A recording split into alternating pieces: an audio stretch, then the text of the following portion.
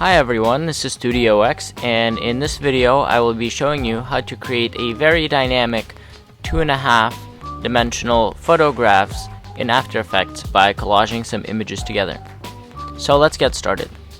Open up After Effects and find the photos you'll be working with. In my case, it's a photo of a girl's face, holding up some lights, and lots of different pictures of flower petals that I just found online. So let's throw it all together into a project, and I'm going to start off by making a new composition. You can do that by clicking this composition button here or going into composition, new composition. I'm going to make it 1920 by 1080, and I'm going to make it 5 seconds long. Hit OK. So now I'm going to take the photo of the face and bring it in. That's looking great. I'm gonna double click on it, and I'm gonna duplicate the photo. I'm just gonna copy and paste. I'm gonna rename the background to background, and the top one I'm gonna rename it to face. So I'm gonna go up and get my pen tool, and on the face I'm gonna start cutting out the girl here.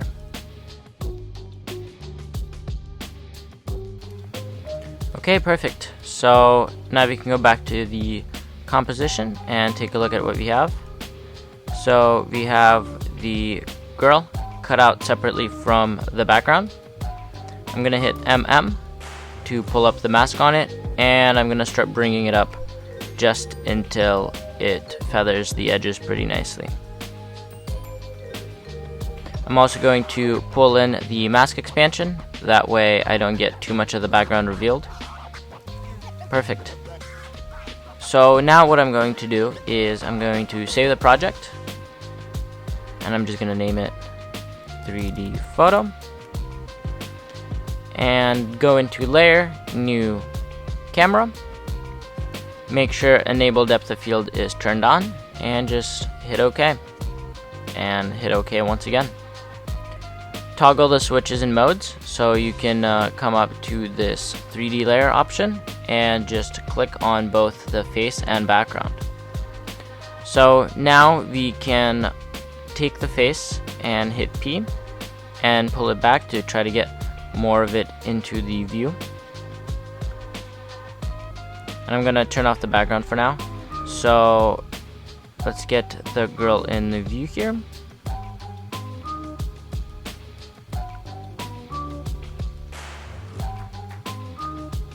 That's looking pretty good, and I'm going to take my background, and we're going to need to push it even farther away.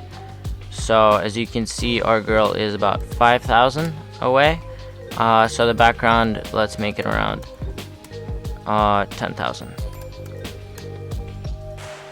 Great.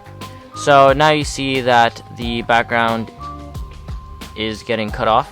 So in order to fix that, we're just going to take the scale and we're going to start bringing it up. So now that you have the background scaled up behind the girl, we're just going to make her a little bit bigger. We can actually just bring her in closer, just enough so that she covers up the copy of herself in the background. So now in the camera, we can go into the camera options, and let's just put the aperture a lot higher. Let's make it 300, just so we can start seeing where the focus is. And for focus distance, let's make it 5,000. Now I'm just gonna replicate this light right here, and I can do that just going to layer, new solid, and I'm gonna select the color of this light, and I'm gonna make a circle from the middle, and you just go and you choose the ellipse tool, and in the middle you click and drag while holding Option and Shift and Command. So now you're making a perfect circle from the middle. I'm gonna try to get a decent size here. That looks pretty good, and I'm gonna make it a 3D layer as well. I'm gonna find, so the girl is at about 4,000, so let's push this light around to the same size. And I'm just gonna bring it up.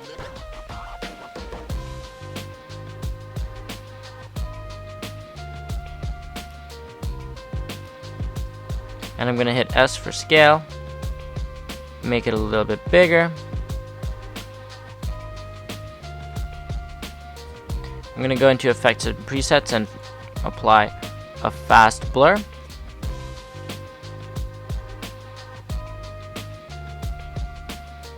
It's looking great. I'm gonna go into tint, and I'm just gonna tint it slightly a warm color. You know, just very, very slightly. And I'm gonna switch the mode and choose the blending mode of, oops, I meant screen or add. Let's see. So add looks pretty good. And I'm just gonna tune down the opacity slightly. And then I'm gonna copy and paste this once again. Really, really blur this one out. And change the blending mode to screen and lower the opacity a little bit more. That adds a little nicer edge glow to it. So if you have this bright ball now, that is fixed, so you don't have that weird cornering effect. You actually could take both of these right here, hit P, and bring it even more forward. That way you'll get some nicer interaction with the camera.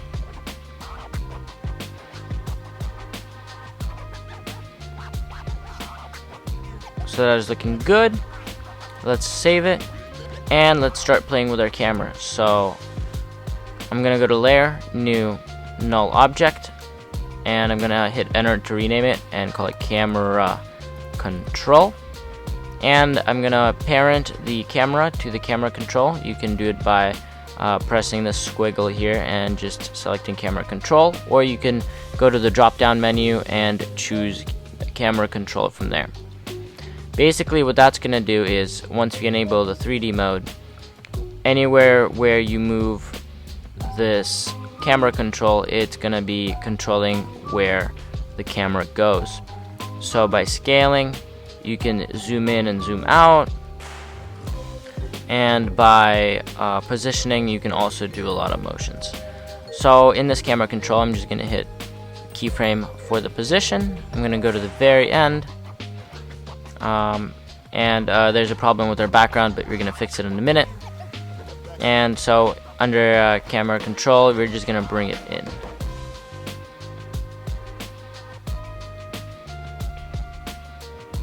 So by 1,000 pixels. That looks good. So there's just a problem with my background. I'm just going to go to time and time stretch it by a ton. That way just nothing happens to it. Okay, so this is looking pretty good so far. We're already getting some slight motion on here.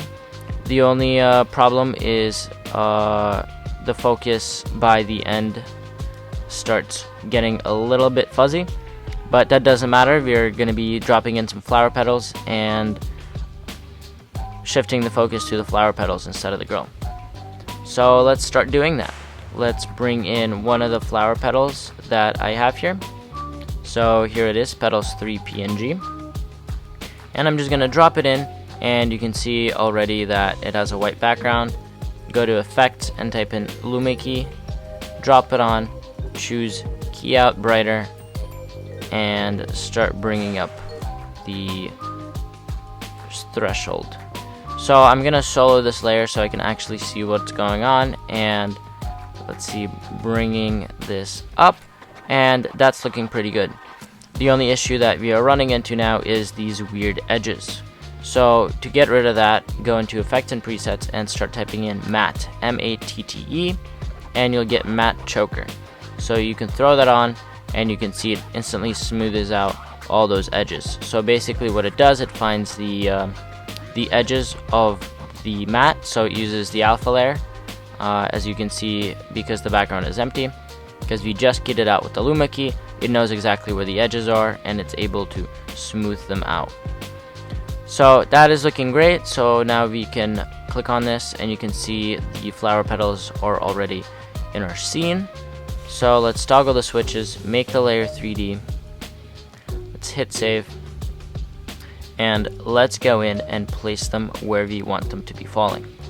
So I'm thinking of doing 2 different layers of different types of petals, and this one is going to be 2000 pixels back there, or actually 1500, and that's looking pretty good. And what I'm gonna do is keyframe them falling. So I'm just gonna pull it up, keyframe the position, go all the way to the end, and keyframe the position down.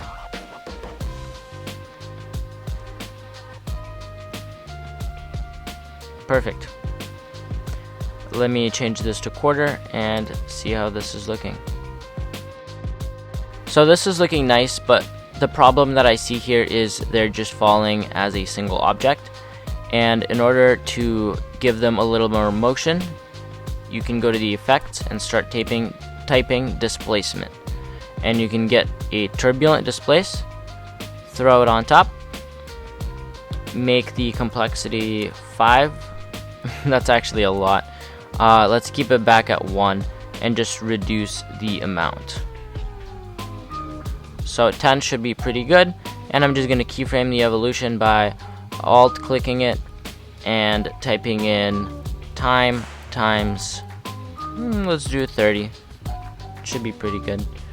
And now when you play it through, you'll see that it has a little organic wave happening to the petals.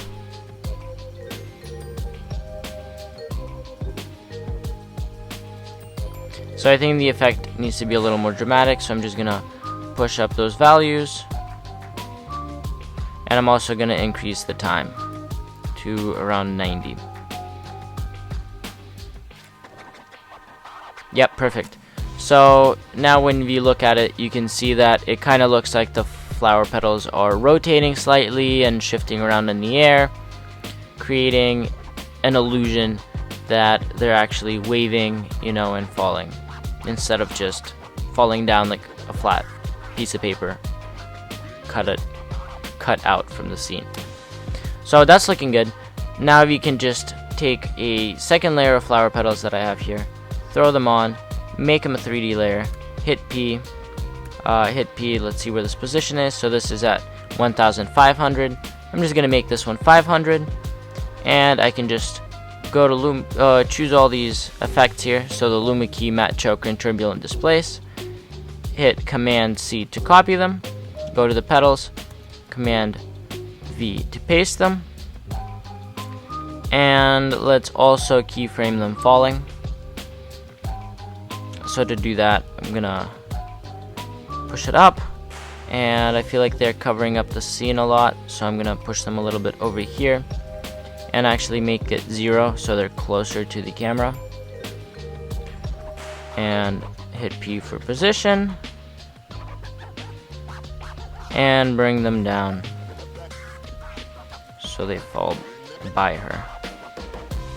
Let's check this out.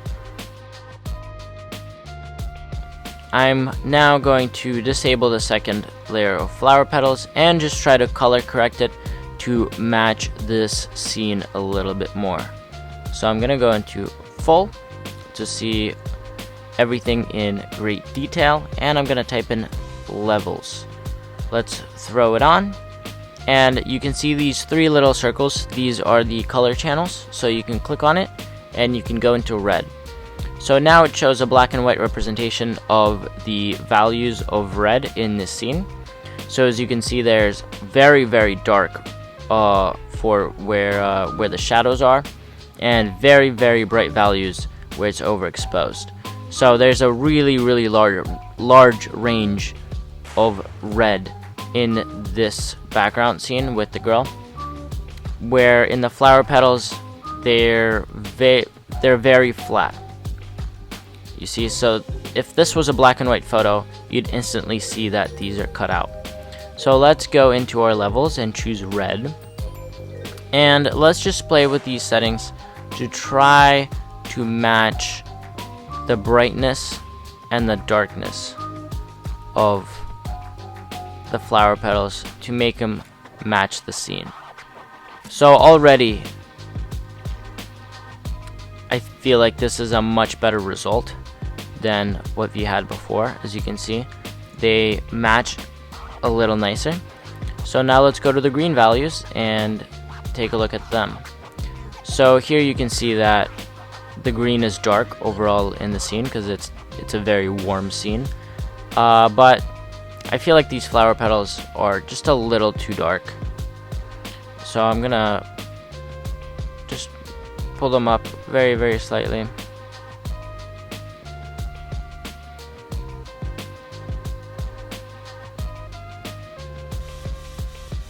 You know, just a slight color. Let's go into blue. Oops, that's alpha. Let's go into blue. So as you can see, blue is very, very dark, and this actually fits the scene pretty nice. So let's go back to RGB and see what we have here. So as you can see, the difference is insane. You're actually getting a lot more depth in the colors. So now I'm just going to copy this levels and turn on my other flower petals and paste the color correction to those. So this looks amazing so far. So now what I'm going to do is I'm going to go back to my camera settings, and in the camera options I'm going to put up the blur level to 200% to really get that separation.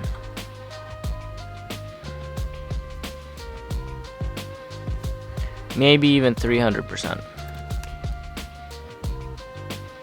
Yeah, that looks great.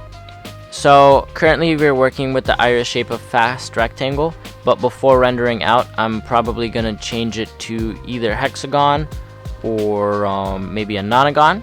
That way it has 9 corners. That way the blurring is a lot nicer and doesn't look like a terrible fast blur effect added to the flowers. So at around I'm gonna turn off, I'm gonna make the quality third just so I can work a little faster. But the key here now is that at around 2 seconds and 10 frames I'm going to keyframe the focus distance, and at 3 seconds I'm going to pull the values forward so I can focus on the flower petals.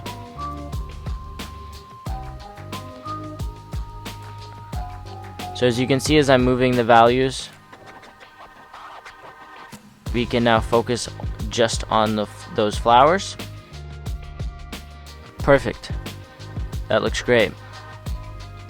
So this motion is very rough, so you just have to choose 2 of these keyframes and right click and go to keyframe assistant, easy ease. And here I'm gonna do another keyframe,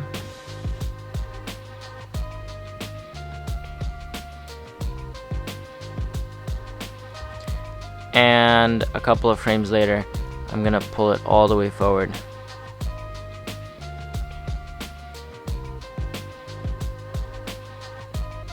To see these flowers.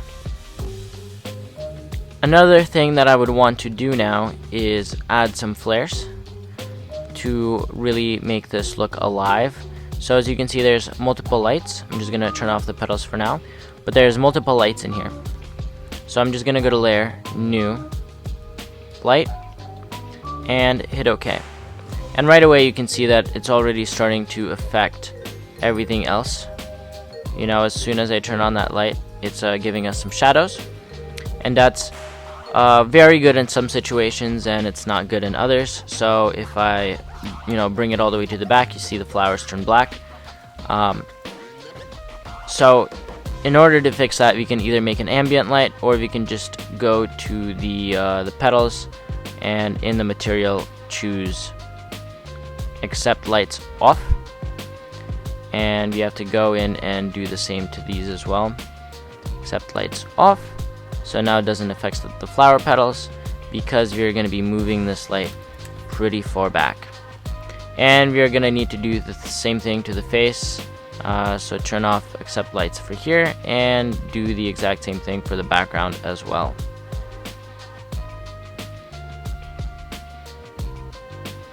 Perfect. So let's go back to our light, and the face is at around 4,000. So in the position, I'm gonna choose 4,000. Whoops. And this looks about right. So these white solids, which were the circles, also, so they're at 3,700. So let's actually make the light at 3,700, and we need to go into the material properties of these as well and turn off the accept lights.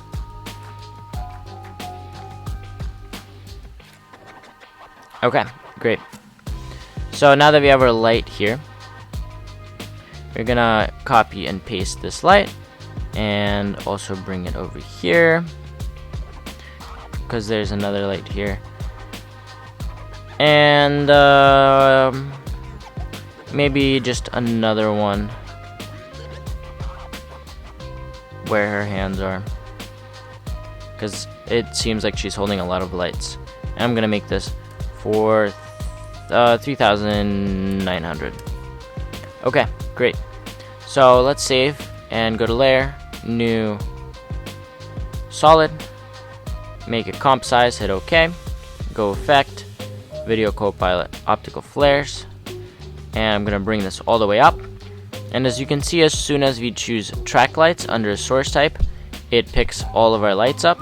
And now I'm just going to choose a warm, interesting light that could fit the scene pretty well. So something soft, something organic looking, none of this Michael Bay stuff. I feel like this robot light is a very organic looking element, so I'm gonna hit OK. And now I'm going to toggle the switches, and for blending mode, choose screen. So now you can see we're getting a very interesting light effect here. And let's turn on our flower petals. And for the flare, let me rename it flare, we can actually go to foreground layers and choose the flower petals. So basically what that does is they will be covering up the light, the intensity of it will be going down. So in order for that to work, we are going to have to choose these two petals and go to layer, pre-compose, and I'm going to call it petals falling, and hit OK. And you can see right away it already looks terrible again. So you need to toggle the switches, and there's a little gear icon, which is it fixes all the 3D. So you can just press that. So let's go back to our flare, and for the foreground layers, let's choose petals falling. And now you can see when the petals are covering up the lights, the intensity of them goes down. So I feel like the texture on these petals are really low res, especially after all the color correction and everything. So just in my camera, I'm gonna hit U and get rid of those two keyframes that I did at the end.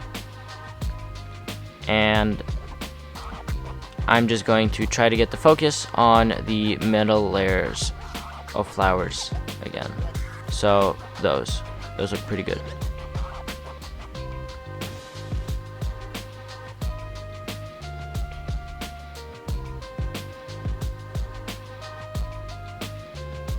Okay, great. So when the focus shifts, I actually want to make all these lights brighter. So I'm gonna hit T, keyframe the intensity, and when the focus changes, I'm just gonna start bringing these in a lot more intense.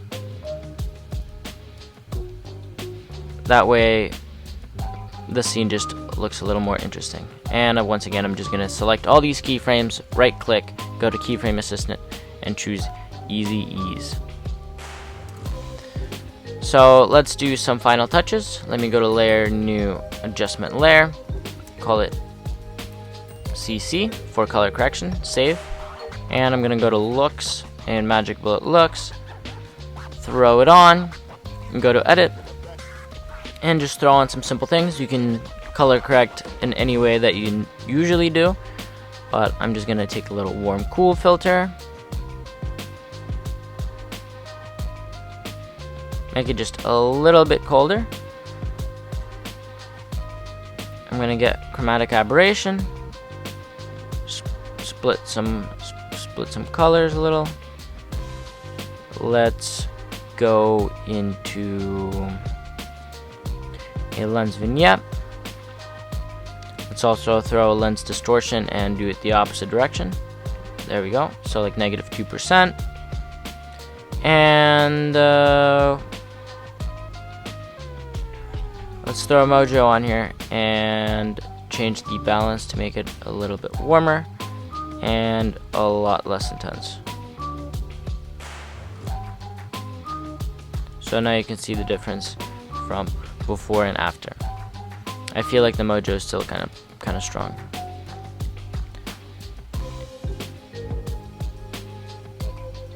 Okay, perfect. Let's hit OK.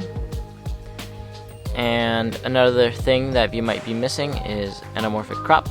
So I'm just gonna go to my Finder, get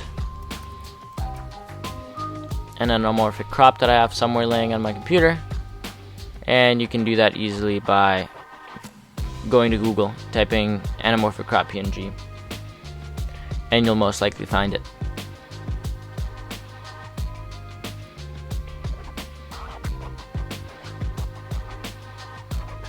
So I feel like it's actually not necessary in this scene, but let's do it anyway. Let's pre-comp it all, except for the Anamorphic Crop. Let's do pre-compose, and call it final. And I'm just going to lower it down just because I want to see her face more.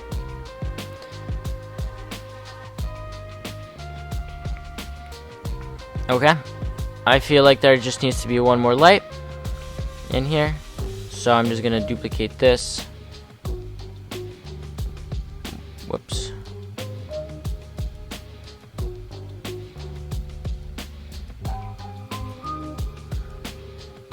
And I'm going to move it to the back here, and our background is 10,000, so I'm just gonna put this light at 9,000.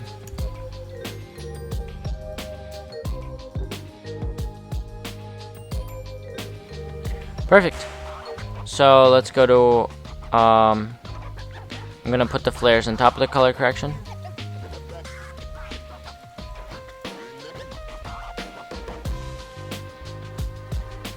So the very last steps now are to make everything match. So I'm going to make this full quality. And I'm going to disable our camera for 1 minute. Let's zoom in, turn off our color correction and flares, and take a look.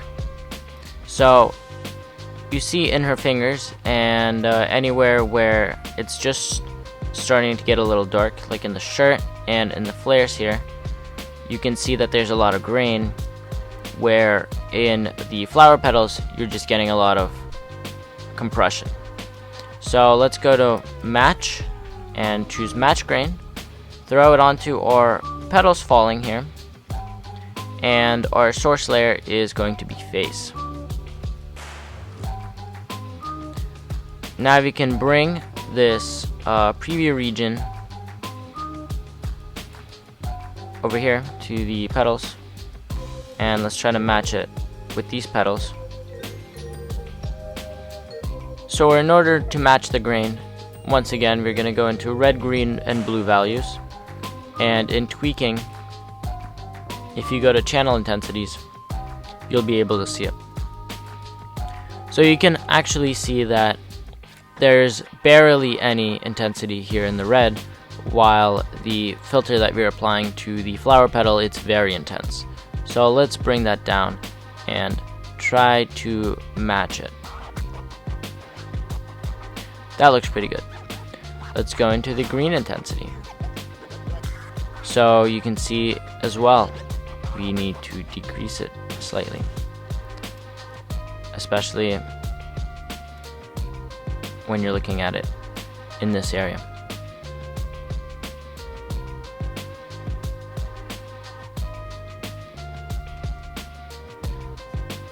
Great. Let's go into the blue. And let's decrease the blue slightly. That looks pretty good. So now if instead of preview, you go to final output, here's all the blue. Here's the red. That looks pretty good. Here's the green. That looks pretty good too. And here's the entire scene.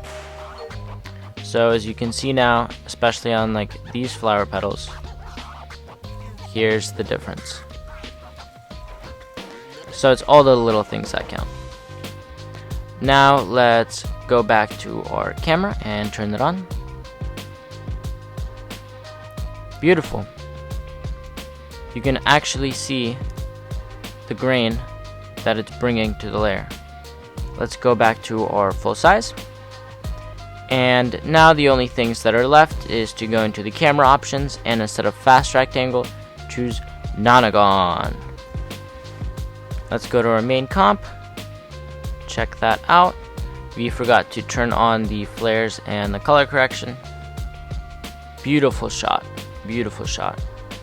So now we are good to go, and we can just render this out. So go to File, Export, Add to Render Queue.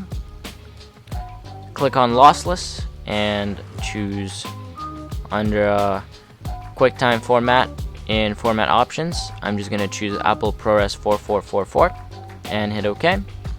Hit OK once again. I'm going to give it a name. I'm going to throw it in here and call it 3D Photo Render and hit save.